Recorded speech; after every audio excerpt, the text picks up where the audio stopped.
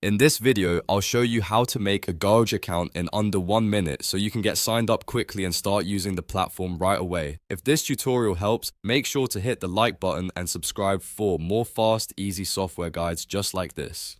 Alright, let's jump right in. First, open your browser and go to GOG.com. Once the homepage loads, look at the top right corner of the screen and click Sign In. This will take you to the login page where you'll see the option to create a new account. Click Create Account to open the sign-up form. Now, you can enter your email address, choose a username, and create a password. If you want to make the process even faster, you can also use Google to sign up instead of typing everything manually.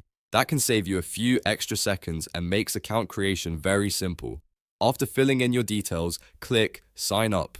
GOG will then create your account, and once the process is complete, you'll be logged in automatically. And that's it. Your GOG account is now ready to use. It only takes a few steps, and now you can browse, buy, and manage your games with your new account. If this video was helpful, don't forget to like, subscribe, and turn on notifications so you never miss another quick tutorial. Thanks for watching, and I'll see you in the next one.